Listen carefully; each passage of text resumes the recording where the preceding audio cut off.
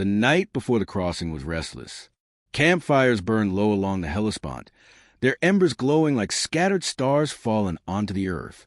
Macedonian soldiers lay wrapped in cloaks stiff with salt and dust, listening to the slow breath of the sea. Somewhere in the darkness, a horse stamped its hoof.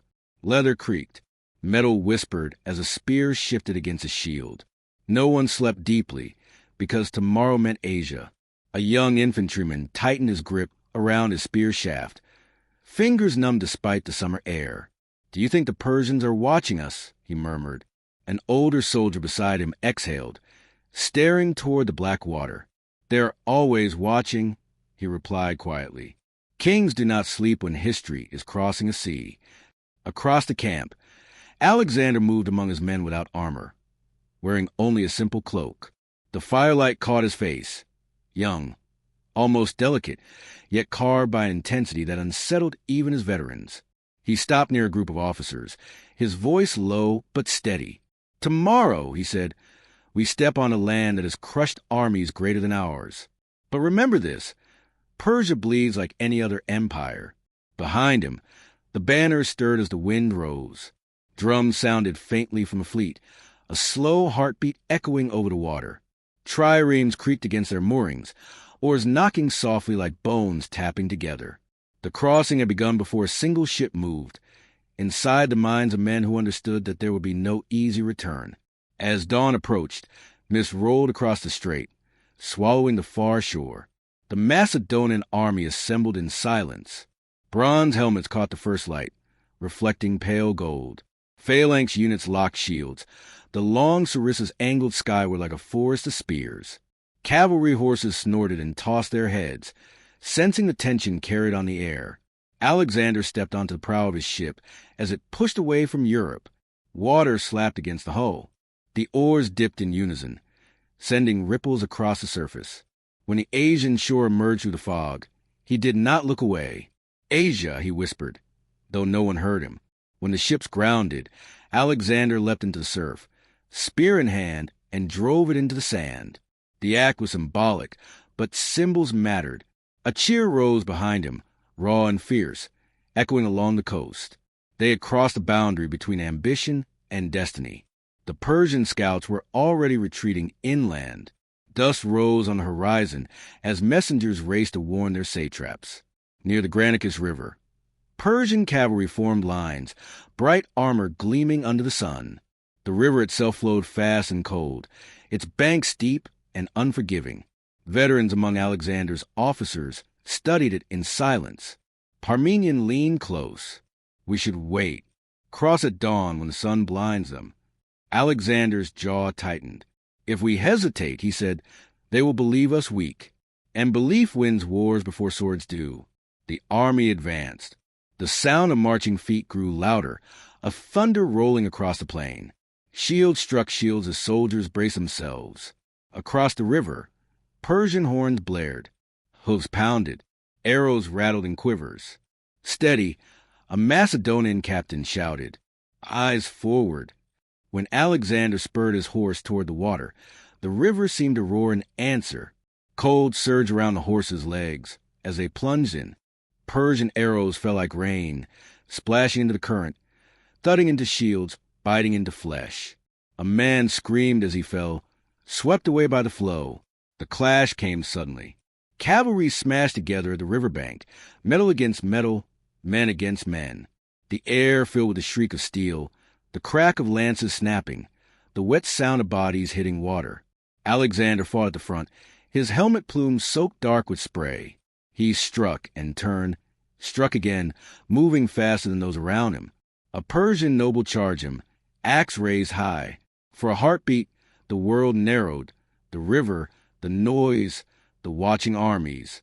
The blow came down, shattering Alexander's helmet, grazing his scalp. Blood ran into his eyes. "Alexander!" someone shouted. Before the Persian could strike again, a Macedonian spear pierced his chest. He fell backward into the river, armor dragging him under. Alexander did not stop. He could not. The phalanx was crossing now, shields locked, pushing upward from the water like an iron tide. Slowly, brutally, The Persian line buckled. Horses screamed. Men slipped on blood-slick stones. When the Persians finally broke, their retreat became a slaughter. The river carried bodies downstream, silent witnesses to the first price paid for conquest. When the fighting ended, the noise faded into wind and groans. Alexander dismounted, standing among the fallen. He looked at the faces, Macedonian, Persian, young, old. Victory had come quickly, but it felt heavy. A soldier nearby wiped blood from his hands, shaking. "Is this how it will always be?" He asked no one in particular. Alexander heard him. He knelt beside a wounded man, pressing cloth to a bleeding wound. "This," he said quietly, "is the cost of stepping into legend." That night, as fires burned again and the army tended its wounded, the men understood something new. Asia would not fall in a single battle. Every mile would be paid for in fear, sweat, and blood. And Alexander, their king, walked the narrow line between greatness and ruin, carrying them all forward with him into a war that had only just begun. Morning rose over Granicus like a wound reopening. The river no longer roared, but it carried a memory of violence in its slow, murky flow. Bodies had been pulled from the banks during the night, yet the smell of blood lingered, thick and metallic, clinging to armor and skin. Macedonian soldiers moved quietly among the fallen, collecting shields, straightening broken spears, saying the names of friends who would not answer. Alexander stood on a low rise overlooking the field. His head was bandaged where the Persian axe had struck him, but his posture was unbroken. Officers gathered around him, reading his expression, searching for doubt. They found none, only calculation. "They will expect us to pause," he said, "to lick our wounds. We will not." The army advanced inland before the Persians could recover from the shock. Villages surrendered without resistance, their elders kneeling in dust, offering bread, salt, and water. Some stared at Alexander with fear, others with curiosity. He spoke to them through interpreters, promising protection to those who did not resist. Mercy, he knew, could be as powerful as terror. At night, the camps were restless again. The victory had not brought peace to the men's minds. Fires crackled as soldiers cleaned blades and repaired armor, hands moving by habit while thoughts wander home. One man traced the edge of his shield, whispering a prayer to gods he had not thought of since childhood. A veteran leaned close to him. "Do not ask the gods for safety," he murmured. "Ask them for courage. Safety does not cross rivers." Far to the east, Persian commanders argued beneath silk tents lit by oil lamps. Messengers arrived breathless, bringing news of the defeat. Some demanded immediate revenge. Others urged caution. The name Alexander passed between them like a curse. They had expected a reckless boy. What they faced instead was a leader who struck before fear could take root. The next confrontation came near the city of Miletus, where the sea itself became a battlefield. Persian ships waited offshore, their hulls dark against the water. Macedonian sailors tightened ropes, hands slick with sweat and salt. Oars dipped, rose, dipped again, slicing the surface in rhythm. "Hold formation!" a helmsman shouted as the first arrows hissed through the air. The impact of ship against ship was sudden and brutal. Wood cracked. Men were thrown from decks into churning water.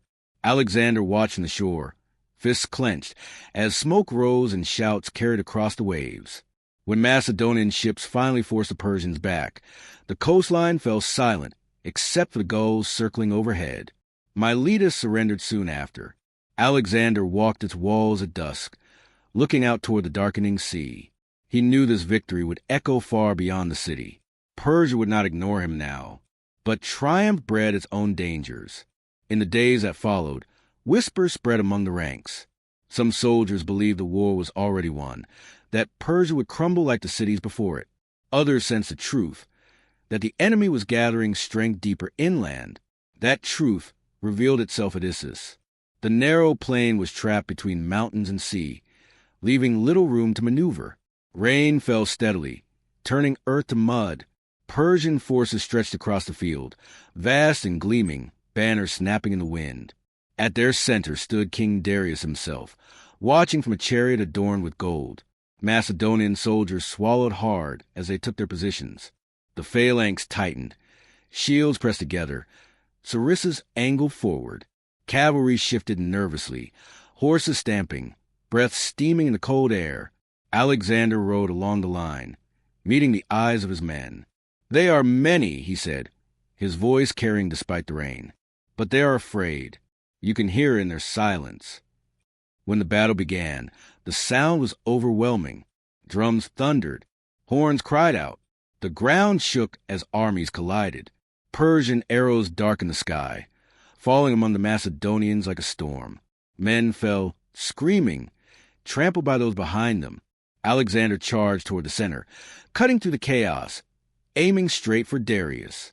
The fighting around him was savage, short, desperate strikes, shield shattering, blades slipping on blood. He felt the impact of blows against his armor, the jolt running up his arms with every strike he delivered. Across the field, Darius watched as the Macedonian wedge pushed closer. For the first time, fear broke through the mask of kingship. When Alexander's cavalry smashed through the Persian line near him, Darius turned his chariot and fled. The sight rippled across the Persian army. Lines wavered, then collapsed. What had been an unstoppable force moments before it became a mass of men desperate to escape. The Macedonians pressed forward, exhaustion forgotten in the rush of victory. When the fighting finally ceased, the field was a ruin of broken bodies and shattered pride. Rain washed blood into the soil, staining it dark. Alexander stood where Darius's chariot had been abandoned, breathing hard, his chest rising and falling. A companion approached him cautiously. "The king has fled," he said. Alexander closed his eyes for a moment.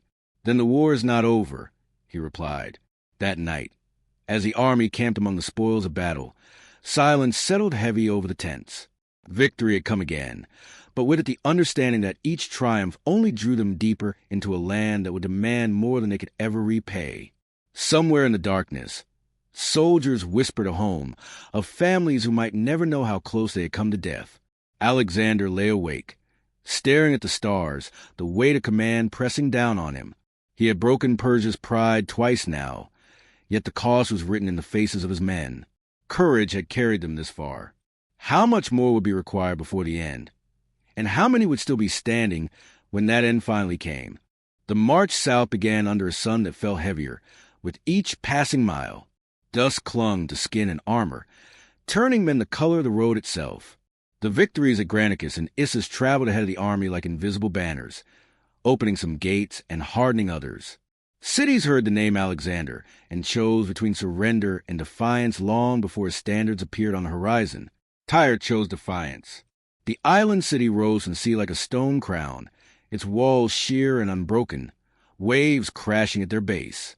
From the shore, Macedonian soldiers stared in silence.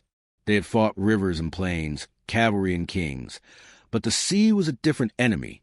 Tyrian ships patrolled the waters, their sails taut in the wind. Crews confident behind high walls. An officer spat into sand. "We cannot reach them." Alexander's eyes never left the city. "Then we will bring the land to the sea." The order spread through the ranks, met first with disbelief, then with grim determination. Stones were hauled. Timber was cut. Day after day, under the Tyrian sun and Persian arrows, the Macedonians built a causeway across the water. Waves slapped against the growing road, trying to tear it apart. The Tyrians mocked from their walls, shouting insults, hurling debris, watching men die inch by inch. The sounds of labor filled the air, grunts, shouted commands, the splash of stone meeting water. At night, exhausted soldiers collapsed beside half-finished barricades, hands blistered, backs broken. Fires burned low as men stared across the dark water at the enemy lights flickering on the walls. A young engineer whispered to his friend, "What if this is madness?" His friend laughed softly, without humor. All great victories begin as madness. Tyre struck back with fire ships. Vessels packed with pitch and oil, set ablaze and sent drifting toward the causeway. Flames roared. Smoke choked the air. Macedonian sailors shouted as they scrambled to cut lines, to push the burning hulks away. Some failed. Fire leapt from ship to wood to flesh. The night glowed orange with destruction. Alexander arrived on the shore as the fires died, his face lit by embers. "We rebuild," he said simply. Months passed. The sea itself seemed to resist them, but slowly, relentlessly, the causeway reached the walls. Siege towers rolled forward, creaking under their own weight. Catapults thundered, hurling stones that cracked masonry like thunder splitting rock.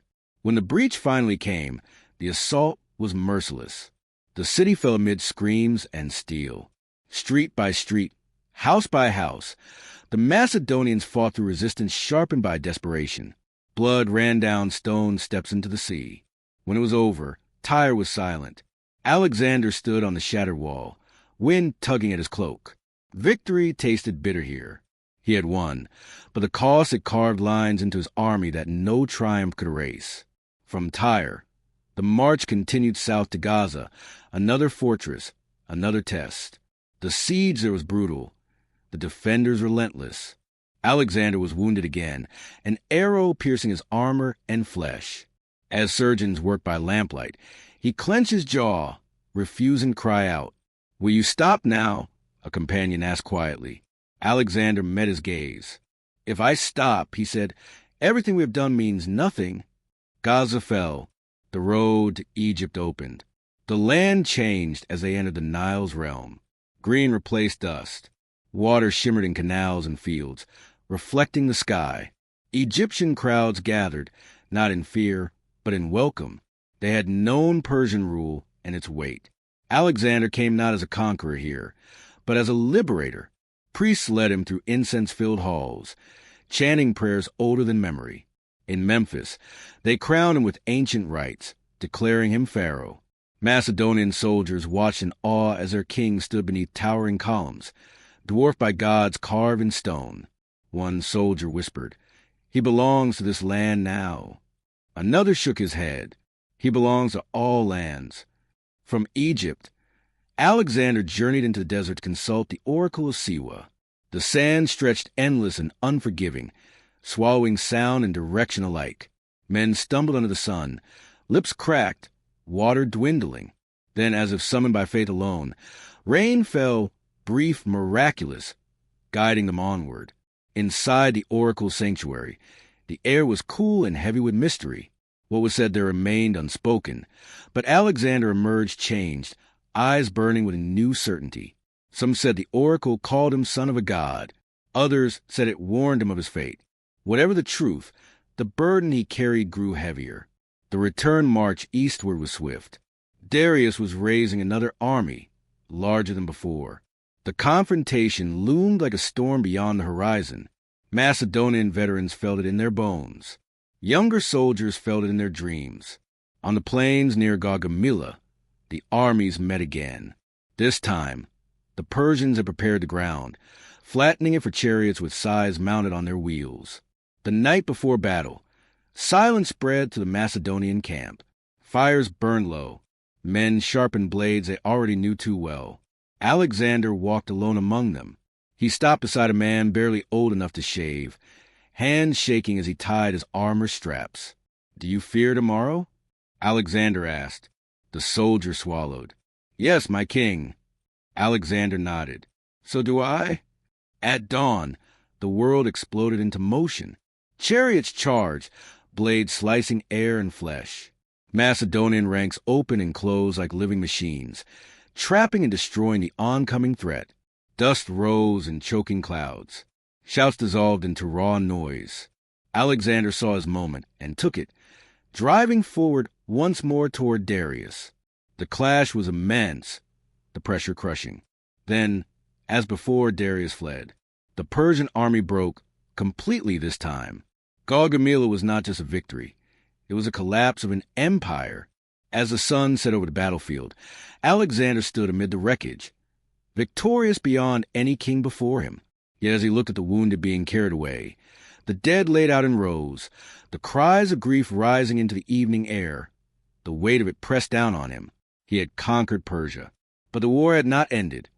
It had merely changed its shape.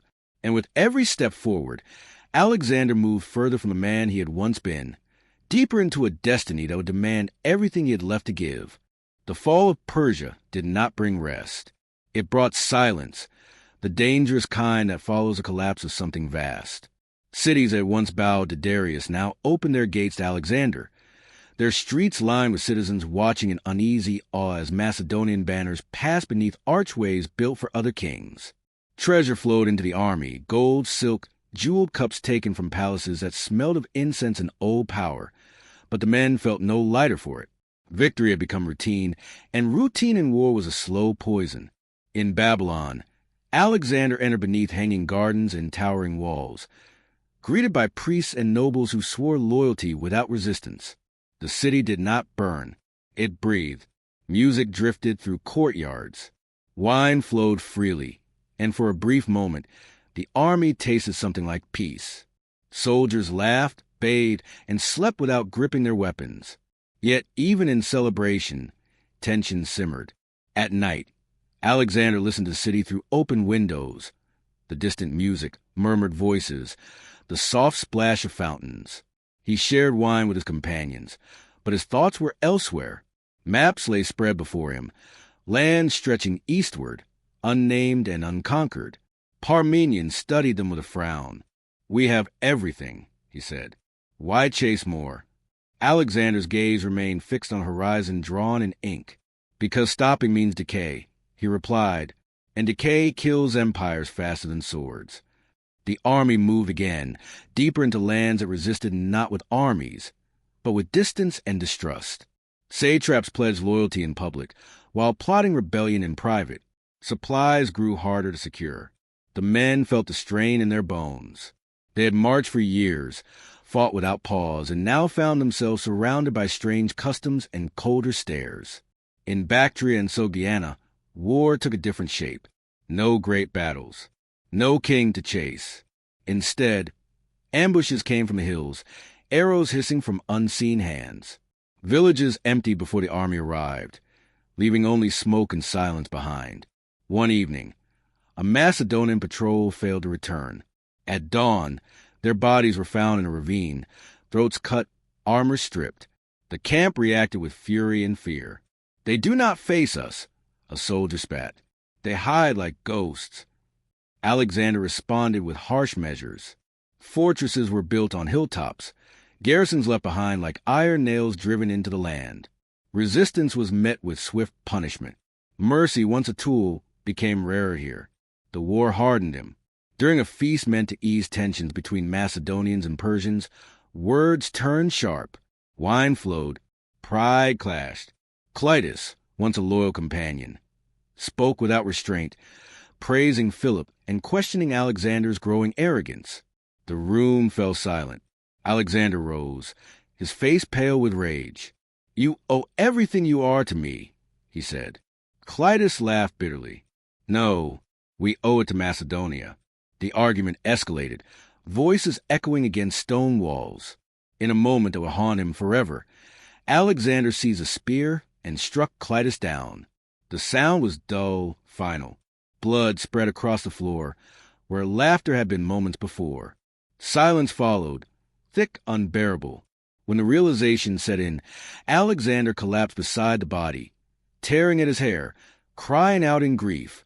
"What have I done?" he whispered again and again. For days he refused food, refused command, locked away with guilt. The army watched in uneasy quiet, seeing not a god or conqueror, but man broken by his own hand. Yet the march continued. In time, Alexander married Roxana, a Bactrian princess, her present a symbol of unity between conqueror and conquered. The wedding was celebrated with feasting and song, but beneath the joy lay calculation. Alexander was binding himself to the land, not just ruling it. Some Macedonians resented this. They saw their king changing, adopting Persian dress, expecting prostration, speaking of divine lineage. The distance between him and his men grew, invisible but undeniable.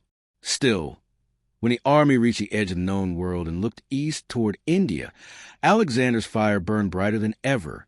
Beyond lay kingdoms rich and proud, ruled by kings who had never heard his name, or had heard it and refused to bow. The crossing into India was brutal. Rivers swelled with monsoon rains, currents tearing at men and horses alike.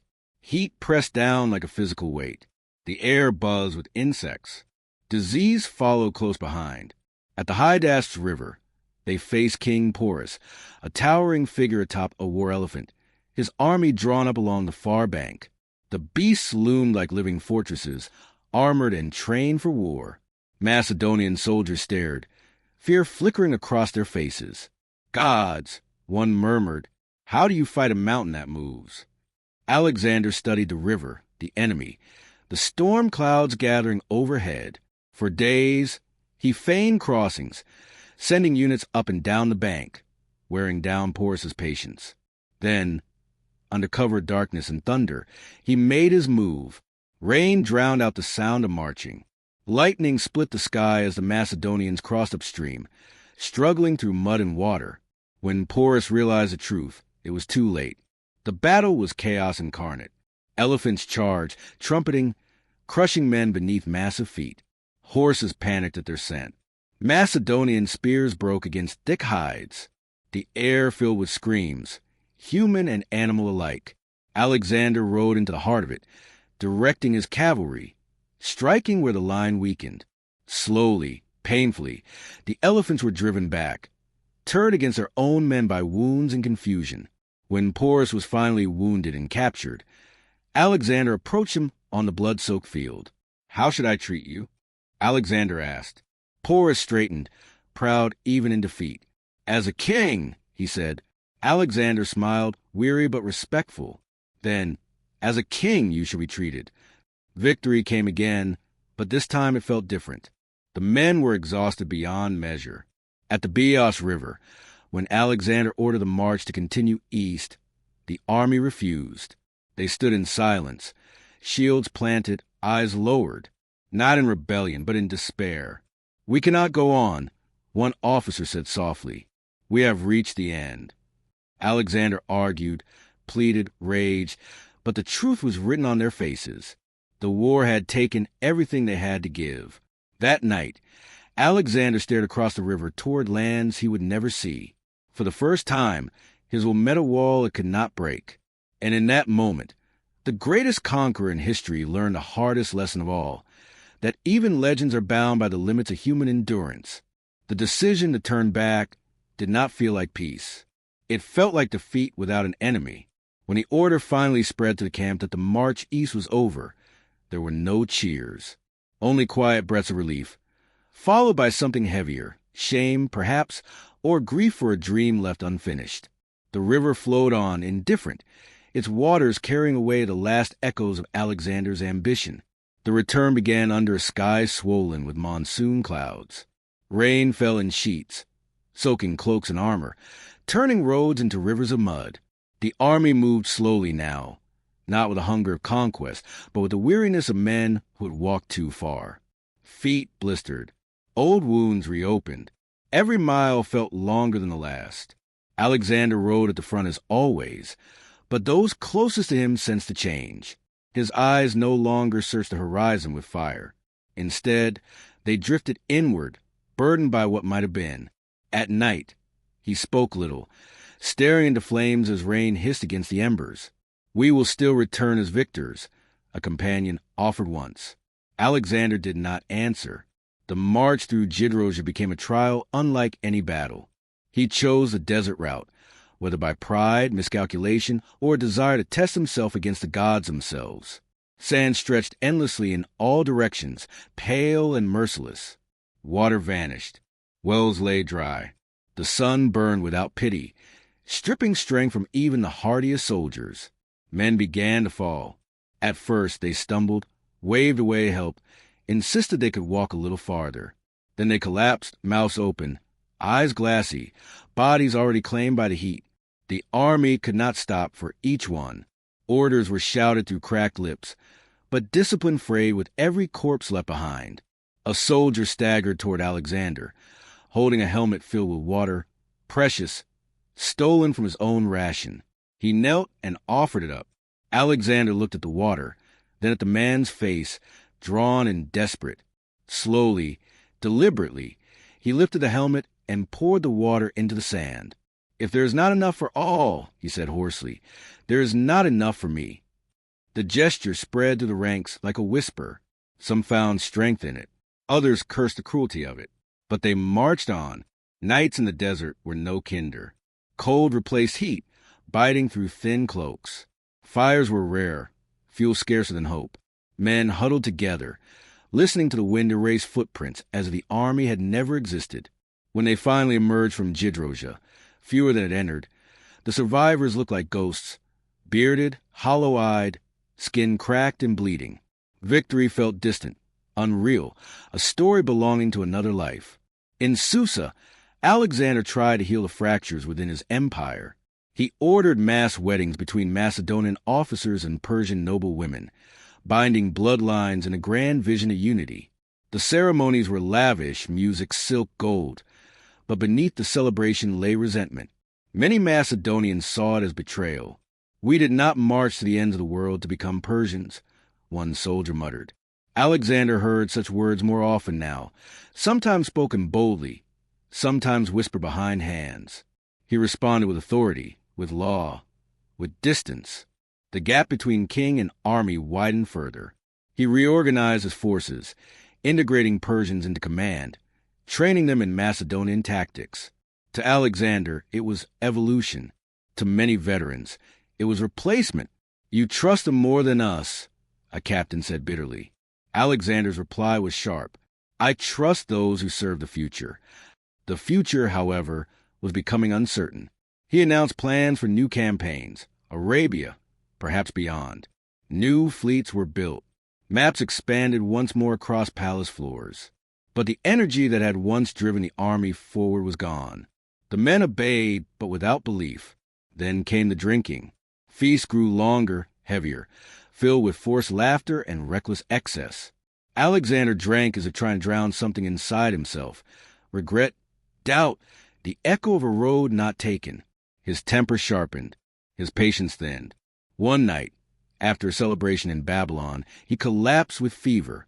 At first, it was dismissed as exhaustion. He had survived worse. But the fever did not break. Days passed. Sweat soaked the sheets. His speech slurred, then faded altogether. Outside the palace, whispers spread like fire through dry grass. "The king is dying." Officers gathered in tense clusters. Soldiers waited in silence, staring at the gates. The empire held its breath. Inside the chamber, Alexander lay motionless, eyes open but unseeing. Friends approached, one by one, allowed to pass his bed. Some wept openly. Others stood rigid, saluting the man who had led them across the world. When asked to whom he left his empire, Alexander's voice was barely a breath. To the strongest. The words were a curse. When he died, the world did not end, but it shattered. There was no single heir, no clear command. Generals who had once stood shoulder to shoulder now measured one another with suspicion. Alliances formed and dissolved overnight. The unity Alexander had forged through fire, and blood began to crack almost immediately. Far away, in lands conquered and reshaped by his march, people spoke his name with awe, fear, hatred, or reverence. Cities bore his mark. Cultures mixed. Trade flowed along routes carved by his armies. But for the men who had followed him, who had crossed rivers and deserts, fought kings and monsters of flesh and steel, the legend was quieter. They remembered the sound of his voice before battle, the way he rode at the front, the night fires, the fallen friends left behind. Alexander the Great had conquered the known world, but he had paid for it with his youth, his friendships, and finally his life. His story did not end in triumph alone, but in a warning written across history. That courage can change a world, but ambition unchecked demands a price no one escapes. And long after the banners fell and the empire broke apart, the echo of his footsteps still lingered on the roads of the ancient world, reminding all who came after that greatness is never free, and glory is always borrowed from time.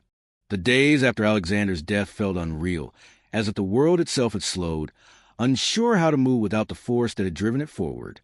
In Babylon, the palace corridors echoed with hurried footsteps and whispered arguments. Generals gathered behind closed doors, their voices rising and falling like distant thunder. Outside, the soldiers waited, restless and confused, gripping spears that no longer pointed toward a clear future. They brought Alexander's body into a great hall, laying him out upon a golden bier. Oil lamps burned around him, their flames steady, almost defiant against the grief that hung in the air. His face was calm, stripped of command and fury, looking younger now, almost boyish again. Men who had followed him for a decade stood frozen, unable to reconcile the stillness before them with the storm he had been. A veteran infantryman whispered to another, he was never meant to lie still. The army demanded to see him. One by one, rank after rank, soldiers passed before the body. Some saluted, some knelt, some simply stared, lips trembling. They remembered the king who had crossed rivers first, who had bled beside them, who had promised glory and given them scars instead. When the doors finally closed, the arguing began in earnest. Perdiccas held the signet ring, claiming authority in the king's name. Others challenged him, their loyalty measured not in devotion, but in opportunity. No man could replace Alexander, but many believed they could inherit his world. News traveled faster than armies ever had. In Egypt, Ptolemy smiled carefully and began securing his hold. In Asia Minor, Antigonus gathered forces. Seleucus watched, waited, calculated. The empire Alexander had forged with relentless unity fractured along lines of ambition as sharp as any blade. For the common soldier, the wars that followed felt different. These were not battles of destiny or glory, but of men fighting men who spoke the same language, wore the same armor, remembered the same marches. Former comrades faced each other across fields littered with the ghosts of old victories. One night, before a skirmish between rival generals, a soldier sat sharpening his blade, hands trembling. "We crossed the world together," he said softly. "Now we do this?" His companion shrugged, eyes hollow. "Alexander kept us moving forward. Now there is nowhere left to go." The fighting was vicious and personal. Cities that had once welcomed Macedonian banners now braced themselves against them. Siege engines battered walls built by the same hands that now destroyed them. The dream of unity dissolved in blood. Far from the clash of armies, Alexander's legacy spread in quieter ways. Greek language and thought took root in foreign soil. Markets filled with goods from distant lands once separated by fear and distance. Scholars traveled routes carved by soldiers, carrying ideas instead of weapons. In Alexandria, the city that bore his name, ships crowded the harbor, their sails bright against the sky. Scholars debated beneath colonnades. Merchants haggled in many tongues. The city pulsed with life, proof that conquest could give birth to something lasting beyond war. Yet even there, Alexander's presence lingered like a shadow. Statues depicted him as god and king, youth and conqueror. Children learned his name before they learned the names of their fathers. His image inspired awe, but also a quiet unease, because it reminded the world of what one man's will could do. Years passed.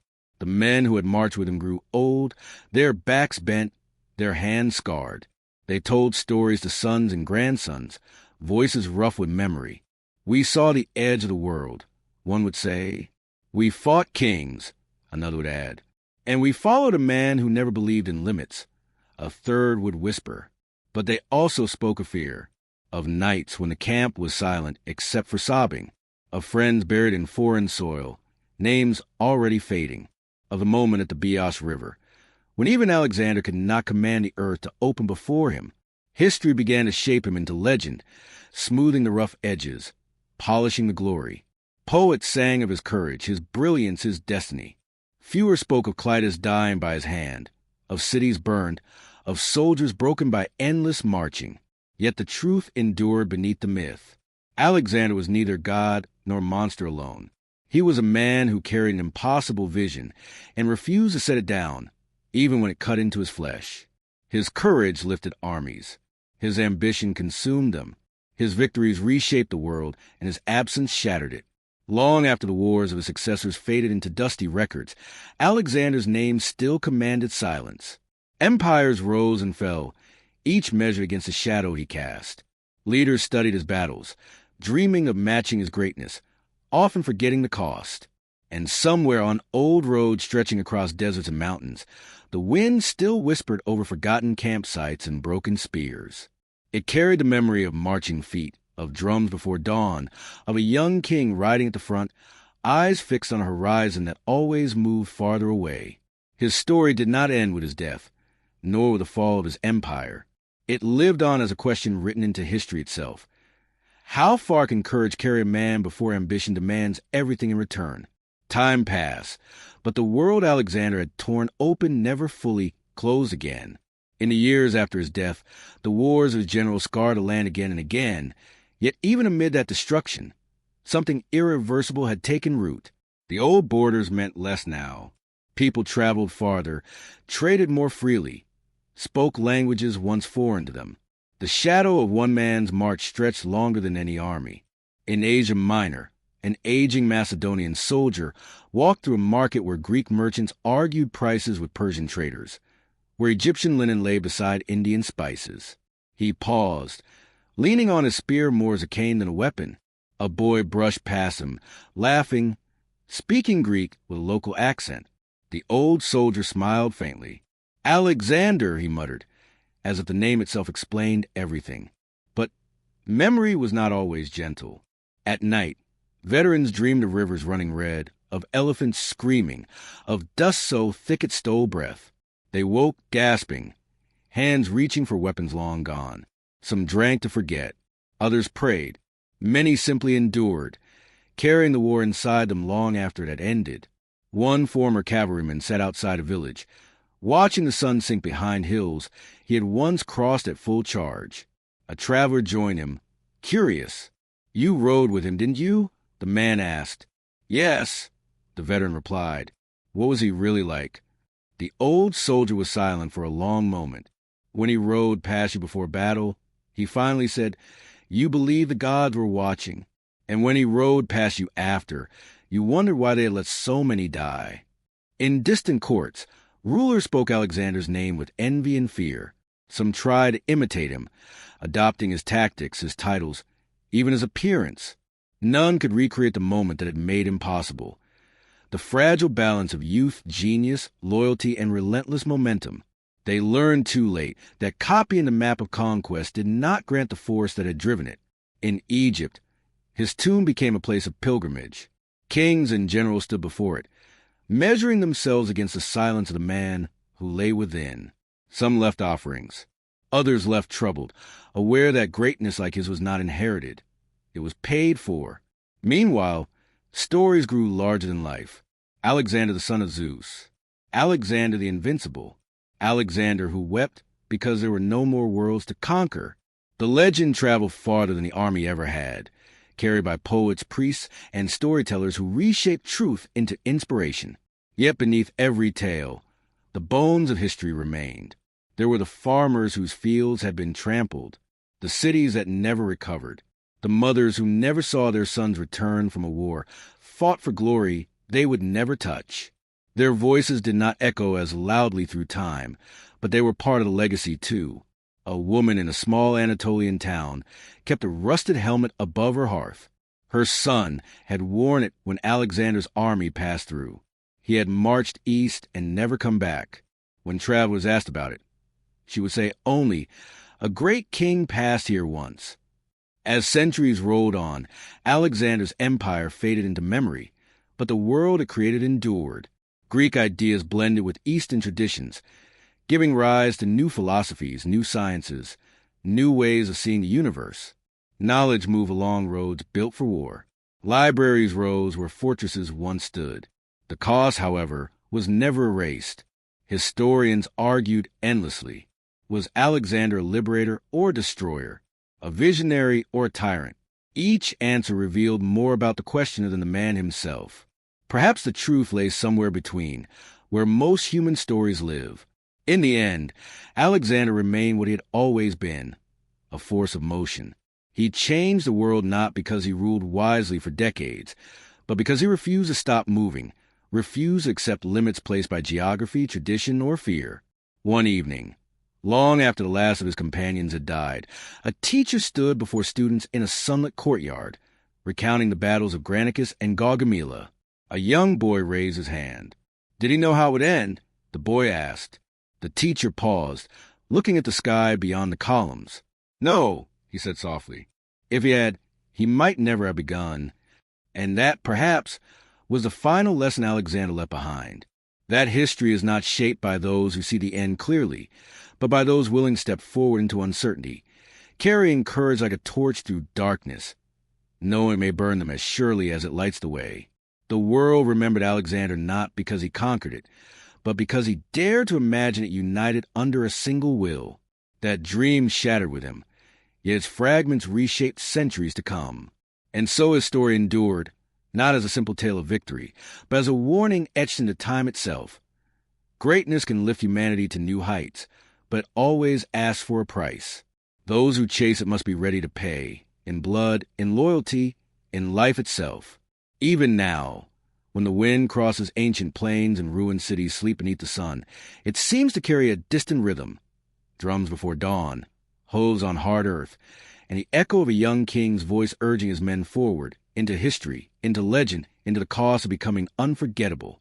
As generations passed, Alexander's presence shifted from memory into myth. Yet the lands he had crossed continued to bear the marks of his passage. Roads worn smooth by marching feet became arteries of trade. Fortresses crumbled, but cities endured, growing where camps once stood. People who would never lift a spear still live within the echo of decisions made long before their birth. In one such city, a young merchant loaded his caravan at dawn. His wares came from 3 directions: olive oil from the west, spices from the east, fine cloth from the south. He spoke Greek to one partner, Aramaic to another, switching tongues without thought. To him, this mixture felt natural, even ordinary.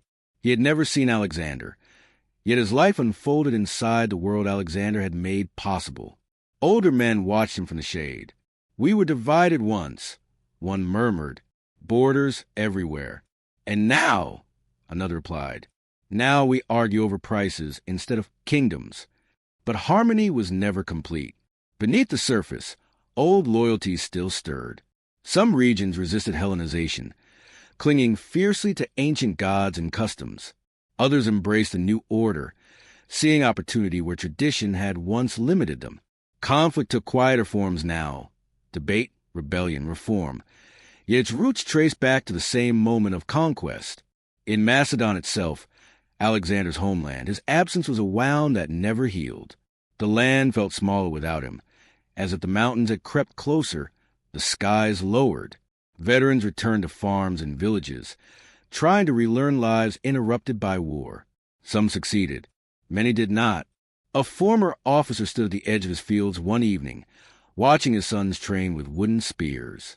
They moved awkwardly, laughing, unaware of how real weapons fell in the hand. "Will they ever march as we did?" his wife asked quietly. He shook his head. "I pray they never have to." Yet even he knew the world did not allow such prayers to last forever. In distant courts, rulers continued to invoke Alexander's name. They used it to justify wars, to inspire armies, to crown themselves with borrowed glory. Coins bore his likeness. Statues rose in his image. His face, idealized and eternal, stared out across lands he had once ridden through as a living, breathing man. A philosopher in Athens scoffed at such worship. "They praise his courage," he told his students, "but ignore his restraint or lack of it. Wisdom is knowing when to stop." A soldier listening nearby muttered, "If he had stopped, none of us would be here arguing about it." So the debate continued, century after century. In libraries, scholars traced the campaigns, measuring distances, analyzing formations, marveling at speed and audacity. They admired the brilliance, yet struggled with the chaos that followed. Alexander had changed the question history asked. No longer was it merely how to rule well, but how much one man should be allowed to shape the fate of millions. Far from books and debates, ordinary people lived with quieter consequences. A family in Syria spoke Greek at market, and their native tongue at home. A priest in Egypt blended old rituals with new philosophy. An artisan carved God with faces subtly altered, touched by foreign styles. Identity became layered, complex, richer, and more fragile. At night, under unfamiliar stars, travelers still followed routes Alexander's army had forced open. They camped where soldiers once slept, unaware of the blood beneath their feet. Sometimes they found rusted spearheads or fragments of armor, half-buried reminders of the past. One such traveler held a broken blade up to the firelight. "Who did you belong to?" he wondered aloud. The blade did not answer. History moved on, but it never forgot. When new conquerors rose, they were measured against Alexander. When empires fell, they were compared to his. Even failure carried a shadow. Yet perhaps his greatest legacy was not the land he took, but the idea he left behind, that the world was larger, more connected, and more vulnerable than anyone had believed. He proved borders could fall, cultures could merge, and the actions of one determined individual could ripple outward beyond imagination. That idea frightened some and inspired others. It still does. On a quiet evening, long after his bones had turned to dust, a storyteller gathered children around a fire and spoke of a young king who crossed the sea with nothing but belief and steel. Was he happy? A child asked. The storyteller paused, flames reflecting in his eyes. "I do not know," he said. "Greatness does not always leave room for happiness." The children fell silent, watching the fire consume the wood, turning it into light and ash. And so Alexander's story endured, not fixed in stone, but alive in questions asked and lessons argued. A reminder that courage can reshape the world, but the world reshapes courage in return. That ambition can unite continents, yet fracture hearts. That legends are built by men, but paid for by many. Even now, when scholars trace maps and dreamers chase horizons, the echo of Alexander's march still follows close behind, asking the same question it has asked for centuries. Not how far can you go, but what will it cost you when you arrive? The lands beyond the Indus lay quiet under the weight of history, yet the memory of Alexander's armies lingered in every village and river crossing. Generations had passed, but whispers of the young king who rode first into battle, who cut a path through deserts and rivers, still traveled along the trade routes. Merchants told stories of his courage to travelers. Priests invoked his name when speaking of fate and destiny. He was both inspiration and warning, and the people who lived in these lands felt his presence as though it had never left. In the mountain passes of Bactria, old veterans remembered the grind of the march, the endless rocks underfoot, the piercing wind at dawn, the sting of frost that no cloak could fully repel. Some were crippled, others scarred, all haunted by the sight of comrades swallowed by the earth or lost to sudden skirmishes. They spoke little of glory. They spoke in whispers, in words meant to honor survival more than victory. A man in the marketplace lifted a rusted spearhead for a customer, recounting, "It fell with him, long ago. Many did, but he rode still." The buyer smiled uneasily, unsure whether to feel awe or sorrow. Both emotions, the man understood, were correct. Meanwhile, the successors of Alexander, the Diadochi, carved the empire into fragments. Ptolemy in Egypt, Seleucus in the east, Antigonus in Asia Minor, all staked claims through cunning, ambition, and violence. They fought not only external foes, but each other, turning former allies into adversaries. Cities that had seen Alexander as savior now endured new sieges, new destruction, new laws, while the soldiers who had survived the eastern campaigns found themselves fighting familiar enemies in unfamiliar uniforms.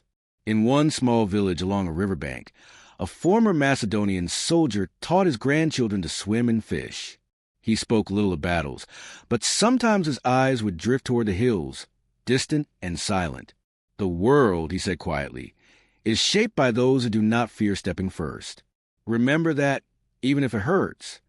The boy nodded, imagining rivers filled with blood and the clash of armor. He would never see such sights, but the stories left an imprint, how courage could command armies, and how ambition could carry men far beyond their limits. Back in Babylon, Alexander's tomb had become a site of pilgrimage and legend.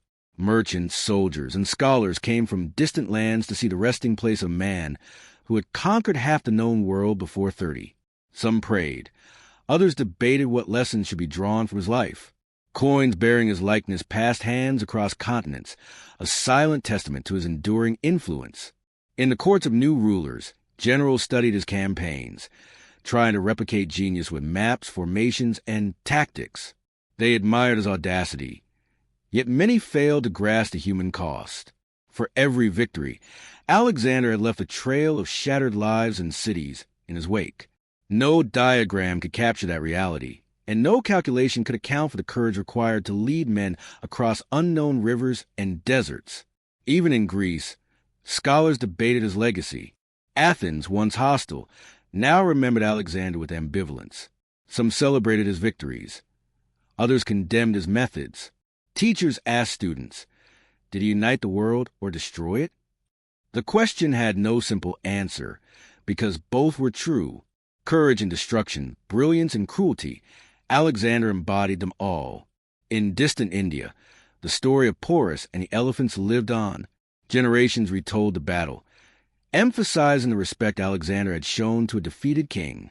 Yet the elders also reminded the youth of the rivers crossed and the men lost, an unbroken chain of consequence stretching from the Macedonian phalanx to the villages that survived, scarred but standing. Across deserts, mountains, and seas, roads built for war became conduits of culture. Greek ideas mingled with Persian, Egyptian, and Indian traditions, creating a synthesis no conqueror could have predicted. Art, philosophy, and governance shifted in ways Alexander himself may not have imagined, yet all bore his imprint. The empire he had forged in blood and sweat became something more enduring than armies, an interconnected world. In the quiet of night, when campfires burned low and wind swept across ancient ruins, one could almost hear the echo of marching feet.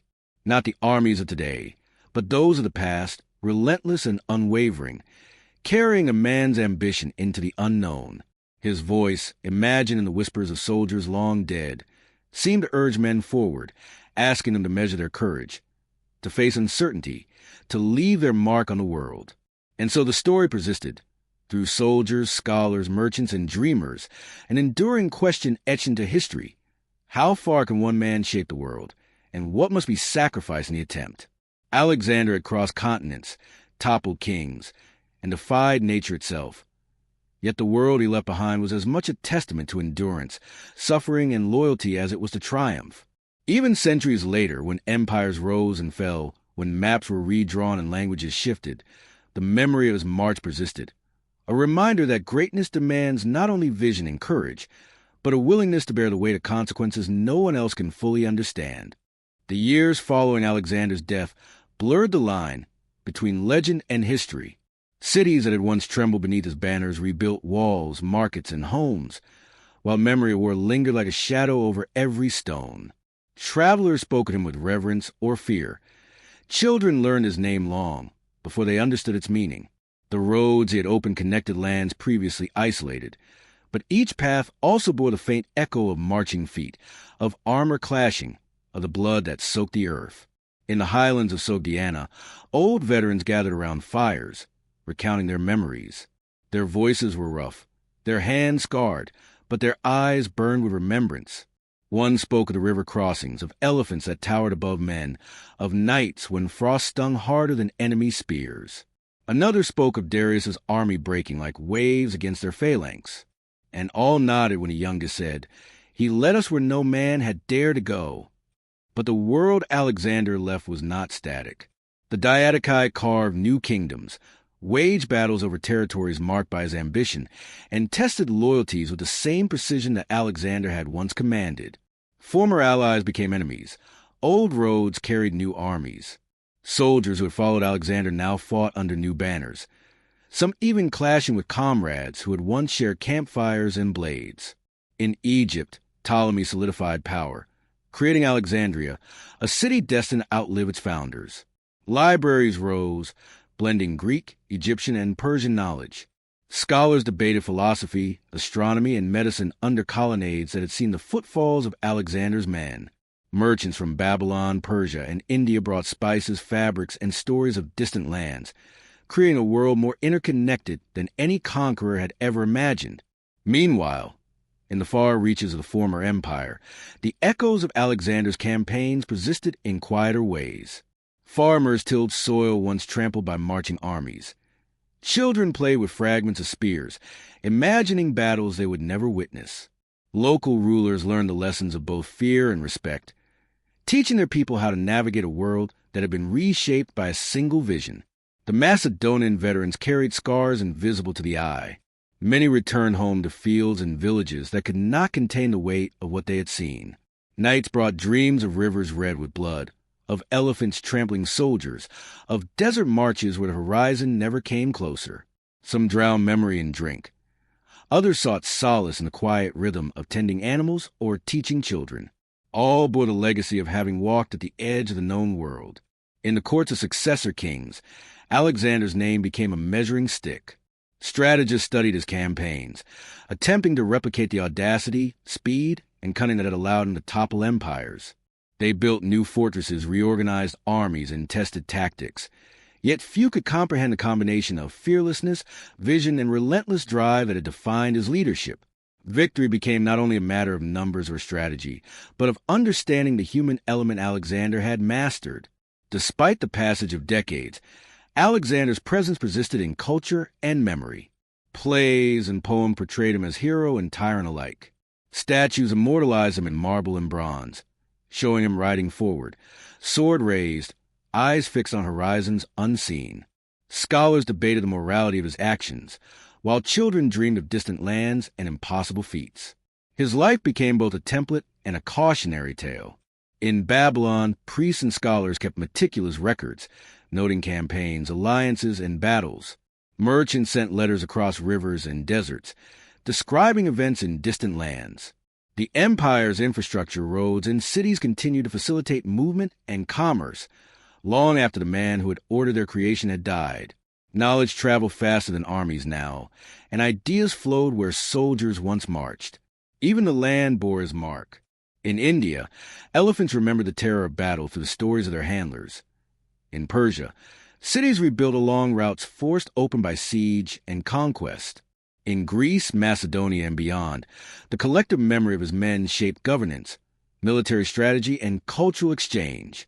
Alexander's shadow became a silent guide, whispering in victories and mistakes alike. Yet the legend was not flawless. The human cost remained, hidden beneath the sheen of achievement. Families mourned sons and fathers lost to distant deserts and rivers. Cities remembered fires, bloodshed, and despair that no amount of rebuilding could erase entirely. Scholars and poets romanticized the journey, but veterans knew the truth. The road to greatness had claimed lives, sanity, and innocence. At night, when travelers rested along the old roads, the wind seemed to carry whispers, shouts of command, cries of pain, laughter, and songs sung around campfires. These echoes were not just memories. They were reminders that greatness exacts a price, that courage alone cannot erase the cost of ambition. Those who walked these paths centuries later felt a strange resonance, a connection to men who had marched before, whose footsteps had reshaped continents. Alexander's legacy endured because he refused to pause, refused to accept limits. He had crossed rivers, deserts, and mountains that no one else dared, challenging kings, armies, and nature itself. And in doing so, he had shown the world both its fragility and its potential, teaching that vision and what can alter the course of history, but never without consequence. Through time, his story became both inspiration and warning. Courage can lift nations and unite cultures, but ambition can fracture hearts, destroy cities, and consume those who pursue it. Even as empires rose and fell, as languages evolved and borders shifted, the echo of Alexander's march remained. It reminded the world that history is shaped not only by armies and kings, but by those who dare to step into the unknown, knowing that every victory carries a cost, and that no ambition survives untouched by the weight of its own consequences. The lands Alexander had touched continued to hum with the energy of his campaigns long after his death. In every city, every crossroads, every desert oasis, the traces of his march remained, a road here, a fortification there, and most vividly, the stories carried by those who had followed him. Veterans who had survived the Eastern campaigns grew older, their faces lined, their bodies scarred, but their memories remained as sharp as the day a river swallowed men or an elephant crashed through the ranks. They spoke cautiously to the young, offering warnings wrapped in awe. In the markets of Babylon, merchants traded goods from lands once separated by conflict, but now connected by roads Alexander had forced open. Persian silks mingled with Greek pottery. Spices from India mixed with Egyptian papyrus. Travelers swapped stories of battles and kings, retelling in hushed tones the exploits of man who had moved faster than time itself. Some tales were exaggerated, others somberly true, but all carried the same weight, the undeniable mark of a man who defied the limits of his era. Meanwhile, the Diadochi, Alexander's generals and successors, continued their own campaigns, carving out kingdoms from the remnants of the empire. Ptolemy consolidated power in Egypt, Seleucus in Mesopotamia and Persia, Antigonus in Asia Minor. These men were ruthless, cunning, and ambitious, yet none could fully capture the energy or audacity of the king they had served. Battles between former allies became common. Cities that had once welcomed Macedonian soldiers now braced for new sieges. The same lands that had known Alexander's triumph now witnessed his absence and the chaos it brought. In Macedonia, the homeland of the soldiers who had marched east, the return was bittersweet. Families embraced men who had survived campaigns that stretched beyond imagination, but they also saw men haunted by what they had endured. Nights were filled with restless sleep, dreams of rivers running red and armies falling into dust. Some drank to forget. Others worked endlessly to ground themselves in normal life. The war had changed them irreversibly. In the Far East, in the regions of Punjab and beyond, Alexander's legacy endured to the memory of confrontation with King Porus and the elephants of battle. Stories emphasized respect, honor, and the brutal ingenuity of tactics required to overcome impossible odds. Villagers passed these tales to their children, blending history with legend. The elephants themselves, once instruments of war, became symbols of endurance and cautionary tales for future generations. The human cost of Alexander's ambition was always present, even amid the marvels he had inspired. Scholars documented the battles, the sieges, and the roads, but they also noted the lives lost, the cities destroyed, and the psychological toll on those who had served. In households, families mourned sons and fathers who would never return. In the deserts and mountains where men had marched, bones still lay buried beneath sand and stone, silent witnesses to courage and sacrifice. Alexander's impact on culture and knowledge, however, was undeniable. Greek philosophy spread into Persia, Egypt, and India. Architectural styles blended, creating a new synthesis of art and design. Science, astronomy, and medicine were transmitted across the roads as armies had carved, accelerating intellectual exchange in ways no empire had achieved before. Alexandria became a center of learning, attracting scholars, traders, and travelers from across continents. Knowledge moved faster than armies, but it moved along the paths Alexander had once forced through wilderness and conflict. Even within the Diadochi's courts, generals studied Alexander's campaigns, seeking to replicate his audacity, speed, and vision. Yet none could fully capture the combination of fearlessness, charisma, and strategic brilliance that had allowed him to topple Darius, cross the Indus, and press further than any army before. His victories were calculated, yes, but also fueled by relentless personal courage, a quality impossible to imitate fully. In remote villages, children played near roads worn smooth by marching feet, imagining battles their parents or grandparents had never described in detail. Rusted armor fragments and broken weapons littered fields, silently telling the story of ambition, courage, and loss. Travelers along these same roads sometimes paused, sensing a strange presence, the lingering echo of footsteps that had reshaped the world centuries before. Stories of Alexander's life spread further than any army ever could. Poets, playwrights, and historians debated his actions. Some painted him as a god, others as a tyrant. His successes and failures, his victories and errors, became intertwined in legend, blurring lines between reality and myth. The man who had once ridden at the front, eyes blazing with certainty, became both model and warning, reminding generations that courage without wisdom can shape and unmake empires alike. Through all this, a singular lesson endured: greatness demands sacrifice. Men followed Alexander across rivers, deserts, and mountains because of belief in his vision, yet they paid with youth, health, and sometimes life itself. Cities flourished and knowledge spread because of his campaigns, yet every advance carried a shadow: the families, the soldiers, and the innocents who bore the cost. The world remembered him not only for victories, but for the human consequences that accompanied them. In quiet moments, veterans recalled the nights around campfires, the sound of wind across tents, the whispers of orders and cries of men caught in battle. These memories never faded. They shaped the next generations, teaching that courage and ambition are inseparable from responsibility and consequence. Even centuries later, travelers along the old road sensed the rhythm beneath the earth.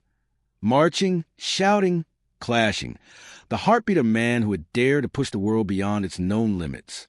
Alexander's legacy, therefore, was more than conquest. It was movement, connection, transformation, and the eternal question of how far one man's ambition could carry the world, and at what cost. His story endured because it was lived by thousands of men, each carrying forward a fragment of his vision, their lives forever entwined with the echo of a king who had refused to know limits. And in that echo, the world found both inspiration and caution, an enduring lesson that greatness is never free and is always paid for in ways that time itself cannot fully erase. Even decades after Alexander's death, the lands he had touched remain alive with the consequences of his campaigns. Cities rebuilt themselves, roads stretched farther than they ever had, and trade flowed along routes carved by the march of an army that had once crossed continents. Yet beneath this progress lay a memory of blood and sacrifice that never faded. Every stone, every river crossing, every ruined fort whispered the story of ambition and courage intertwined with cost and loss. In Persia, villages recounted tales of Macedonian soldiers, some marveling at their discipline, others shuddering at the destruction left behind. Old veterans, bent with age and scarred from countless campaigns, gathered by fires at night to relive the past. They spoke not with pride alone, but with the weight of what they had endured. The rivers that claimed men, the desert marches that tested endurance beyond imagination, and the elephants that had crushed the brave and the foolish alike. Their voices, rough from years, carried warnings as well as admiration. He led us farther than any man should have, one would say, and yet we followed. In the courts of the Diadochi, the successors of Alexander, ambitions collided violently. Ptolemy's Egypt flourished. Seleucus consolidated eastern territories. Antigonus maneuvered in Asia Minor. Alliances were fragile, betrayals frequent, and battles were fought over lands that had once been unified under Alexander's command. Former allies faced each other on battlefields, their strategies informed by the memory of a man whose audacity had reshaped the world. Soldiers who had once marched side by side now fought under different banners, sometimes against men they called brothers. In the Greek world, scholars and historians debated the meaning of Alexander's life and campaigns. Some praised him as a visionary, a unifier of distant cultures, a man whose courage had changed the known world. Others condemned him for the lives lost, the cities burned, the suffering inflicted in pursuit of glory. In Athens, philosophers discussed not only the strategies he employed, but the morality of his ambition. Young students listened wide-eyed, learning both admiration and caution in the same breath. Greatness, they were told, requires vision, but also requires wisdom, and even then, it made a man more than any man should pay. In India, the memory of Alexander was woven into the fabric of local legend.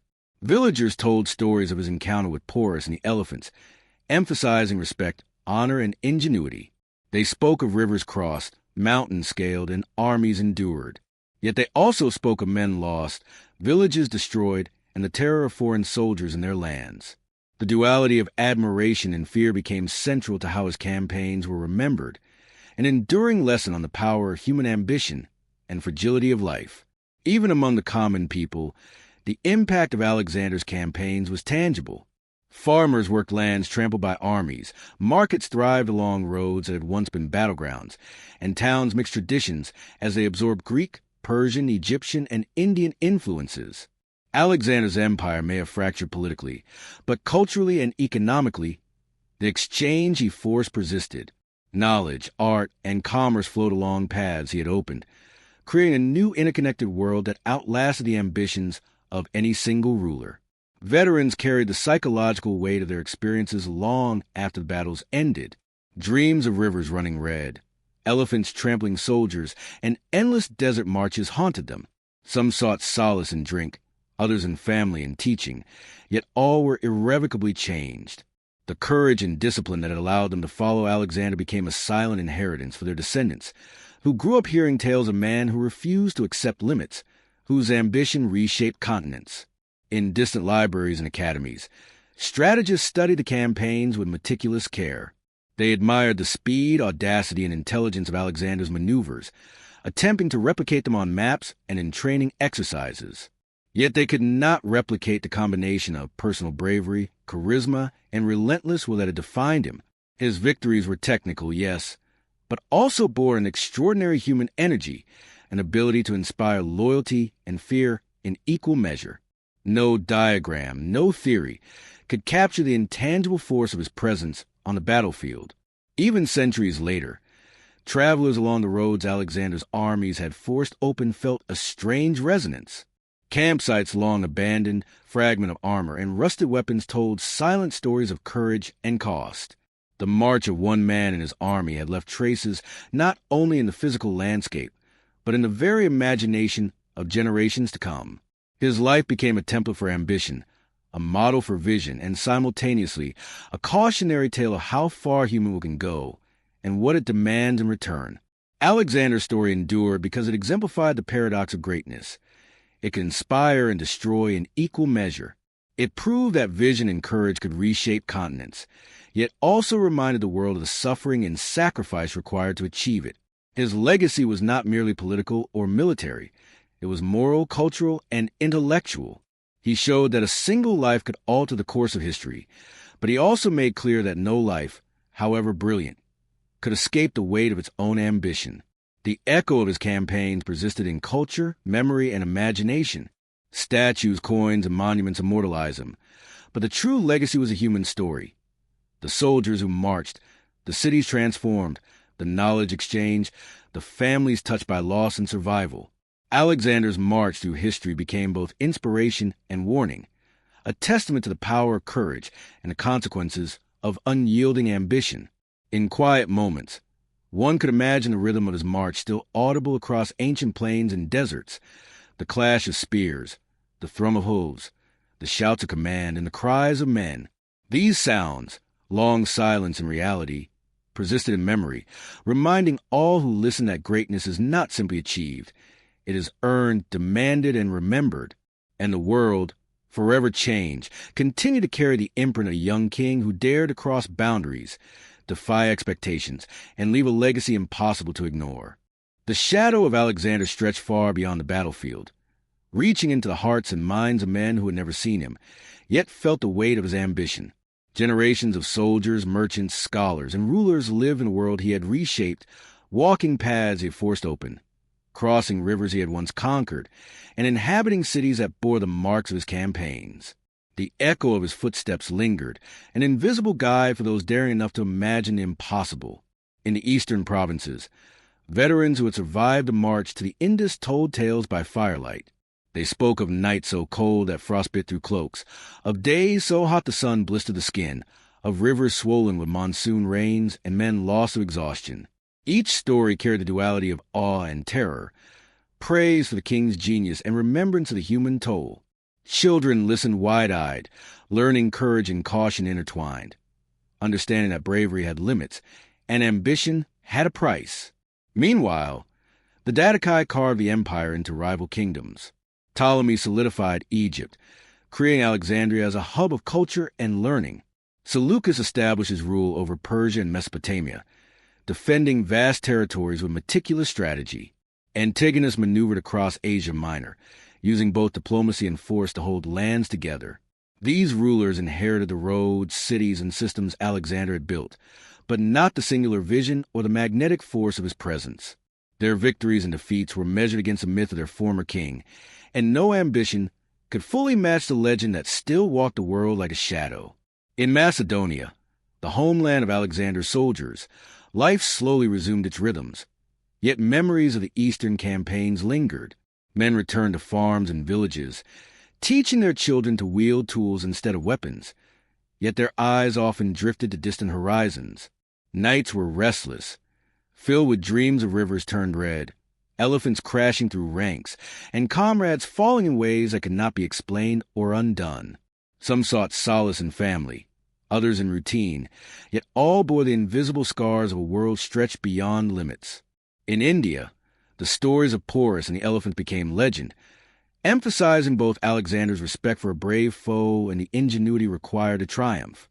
Villagers recounted the rivers crossed and mountains scaled, but also the countless lives lost and villages destroyed. The lessons were dual: admire courage, but honor life; respect strength, but remember cost. In every retelling, the narrative of ambition intertwined with sacrifice, shaping the moral compass of generations. The cultural consequences of Alexander's campaigns were profound. Greek art, language, and philosophy mingled with Persian, Egyptian, and Indian traditions, creating a synthesis that endured long after the empire had fractured. Merchants, scholars, and artisans traversed the roads once cleared by soldiers, exchanging goods, ideas, and technologies. Knowledge traveled faster than armies now, but it moved along the same channels forged in blood and determination. Cities like Alexandria and Babylon became epicenters of learning, commerce, and cultural fusion, living monuments to a vision greater than any single kingdom. Even the physical landscape retained Alexander's mark. Roads stretched across mountains and deserts, enabling trade and communication. Fortresses and city walls, rebuilt after sieges, bore architectural styles influenced by multiple cultures. The environment itself, shaped by the logistics of war, continued to guide the movement of people, goods, and armies. Every river crossing, every mountain pass, every strategic plain was a reminder of the man who had once defied geography and human endurance alike. In the courts of the Diadochi, military strategy was still measured against Alexander's campaigns. Generals studied his speed, audacity, and ability to inspire loyalty in troops, seeking to replicate genius in maps and formations. Yet the intangible elements, the personal courage, charisma, and relentless will, remained beyond reach. Victory was attainable, but greatness, they realized, was not something that could be copied. It had been lived. Ordinary people, removed from strategy and conquest, nevertheless lived in the shadow of his ambitions. Farmers tilled fields once trampled by marching armies. Merchants traded goods along roads that connected continents. And children grew up hearing stories of a king who had crossed the world with audacity and vision. Alexander's impact was everywhere, not only in history books, but in the rhythms of daily life, the blending of cultures, and the relentless possibility that humans could reach farther than they had thought possible. Yet the cost of ambition remained visible in subtle ways. Families mourned ancestors who had not returned. Cities remembered fires, sieges, and the trauma left behind. Veterans carried memories of comrades lost, carrying the weight of actions that had shaped history but haunted their nights. The duality of his legacy, triumph and suffering, vision and devastation, became the foundation for understanding leadership, courage, and the consequences of unrestrained ambition. In quiet moments along ancient roads, the echoes of Alexander's march seemed almost tangible. Campfires flickered in memory, hooves pounded the earth, and soldiers' voices called across the centuries. These echoes reminded travelers, soldiers, and scholars alike that history is made by those who act boldly, but its consequences ripple through lives often unseen and unheard. The lesson endured. Courage and ambition can reshape the world, but they exact a price that must always be acknowledged. Alexander's story, therefore, became both inspiration and caution. His life demonstrated the heights achievable through vision, strategy, and relentless will, while also reminding the world that even the greatest among men cannot escape the human cost of their pursuit. His campaigns altered geography, politics, culture, and thought, yet they also left scars, visible in the landscape, in memory, and in the lives of those who followed him. History remembered him not only for victories, but for the lessons embedded in every river crossed, every city taken, and every life spent in pursuit of vision that no single man could ever fully control. Even centuries later, scholars, strategists, and dreamers looked to Alexander's example, inspired by his audacity, humbled by the scale of his ambition, and warned by the sacrifices it demanded. The echoes of his march persisted, not as distant rumor, but as a constant measure of what humanity could achieve and what it could lose. In the end, the world he shaped continued to carry his presence, a reminder that greatness and cost are forever intertwined, and that the path to legend is never without consequence. The centuries that followed Alexander's campaigns were filled with the quiet hum of a world remade. Roads it forced open carried merchants, pilgrims, and scholars instead of soldiers, yet every step on those paths reminded travelers of the man who had once driven men across deserts, rivers, and mountains with relentless ambition. Cities once taken by force rose again, thriving under new rulers, but forever marked by the scars of siege and conquest. The legacy of his campaigns became woven into the very fabric of daily life, not as myth alone, but as living, breathing reality. In the highlands of Bactria, aging veterans gathered to share stories by firelight. They spoke of nights under frostbitten skies, of rivers swollen with rain, and of elephants trampling through chaos. They spoke of comrades lost, of friends who had marched alongside them and never returned. Children listened in awe, absorbing lessons of courage, discipline, and the immense cost of ambition. To them, Alexander was both a hero and a warning, a man whose vision reshaped the world, but whose pursuit of greatness demanded sacrifices beyond imagination. The Diadochi, Alexander's successors, continued to carve the empire into kingdoms, each vying for power in a world that had already been transformed by a single man. Ptolemy consolidated Egypt, establishing Alexandria as a cultural and intellectual hub. Seleucus governed Persia and Mesopotamia, defending vast lands with cunning strategy. Antigonus maneuvered through Asia Minor, balancing diplomacy with force. Each sought to replicate Alexander's achievements, yet none could capture the singular energy, charisma, and audacity that had defined him. Their reigns were measured not only by conquest, but against the legend of a man whose presence still haunted the world. In the Greek homeland, debates over Alexander's legacy persisted. Philosophers questioned the morality of his ambition, while historians measured his genius. Students learned that greatness carried consequences as severe as rewards. They were told of victories won at unimaginable costs, and of cities built atop the ruins of old ones. Admiration and caution became inseparable lessons. Courage without wisdom is reckless, they were taught. Vision without care for human life leaves scars that endure longer than empires. Even in India, stories of Alexander's encounter with King Porus and the elephants remain vivid. Villagers recounted the battle with awe for both ingenuity and bravery, but they also remembered the devastation. The rivers crossed, the villages burned, the countless lives claimed. These tales emphasize respect, honor, and strategy, intertwining inspiration with the harsh lessons of consequence. The memory of a foreign army, capable of both brilliance and destruction, shaped local culture for generations. The physical legacy of Alexander's campaigns was equally enduring. Roads stretched across mountains and deserts, facilitating trade and cultural exchange long after armies had gone. Cities adopted architectural styles blending Greek, Persian, Egyptian, and Indian influences. Markets thrived on goods and ideas that moved faster than armies ever could. Knowledge traveled along channels once cleared for conquest, bringing philosophy, science, and art to regions previously isolated. The movement he had initiated became a permanent reshaping of civilization itself. Veterans carried invisible burdens long after battles ended. The cries of fallen comrades, the relentless discipline of endless marches, and the fear and exhilaration of combat lingered in memory. Some found solace in tending fields, raising families, or teaching the next generation.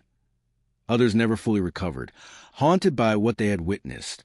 The human cost of Alexander's ambition remained tangible, threaded through the generations that followed. Courage, loyalty, and endurance became virtues tempered by memory, a reminder that glory and suffering often walk hand in hand. In distant courts, military strategists studied his campaigns meticulously. They admired the speed, audacity, and intelligence of his maneuvers, yet struggled to replicate the intangible qualities, the charisma, courage, and relentless will that had allowed him to inspire men beyond ordinary limits. Victory could be calculated, but greatness could not. Alexander's campaigns demonstrated that success in war depended not solely on numbers or tactics, but on the force of one man's vision compelling hundreds, then thousands to follow. Ordinary people experienced his influence in quieter, enduring ways. Farmers cultivated lands once trampled by armies. Merchants profited from roads connecting distant lands. Artisans blended styles and techniques from across continents. Alexander's empire may have dissolved politically, but culturally and economically it persisted. Knowledge, trade, and innovation flowed where armies had marched, creating a network that transformed human civilization. The world became more interconnected than any conqueror before him could have imagined, yet the cost remained visible. Families mourned ancestors' loss of conquest. Cities remembered fires and sieges. Veterans carried memories too heavy to share. The duality of his legacy, triumph and suffering, vision and destruction, shaped the moral framework of societies, teaching lessons of leadership, courage, and the consequences of ambition. Alexander's life became a cautionary example as much as an inspiration, demonstrating that greatness always demands sacrifice. Even centuries later, travelers along ancient roads sense the echoes of marching feet. Campfires burned in memory, hoofs pounded the earth, and commands carried across time. These invisible rhythms reminded the living that history is forged not only by those who act boldly, but by those who endure the consequences. Courage and ambition reshape the world, but they exact a price that echoes long after the moment has passed. Alexander's story endured as both legend and history, inspiring generations while warning them of the cost of ambition. His campaigns reshaped continents, spread culture, and connected civilizations, yet they also left scars, physical, psychological, and moral, that lasted far beyond his lifetime. The lesson remained clear: greatness is possible, but it is never free. Vision and courage may move the world, but they demand sacrifices that are borne by both the ambitious and those who follow. And in that truth, his legacy lives on, a reminder that the pursuit of legend carries weight heavier than any crown. Time had stretched far beyond Alexander's life, yet his presence lingered like a shadow over the continents he had traversed.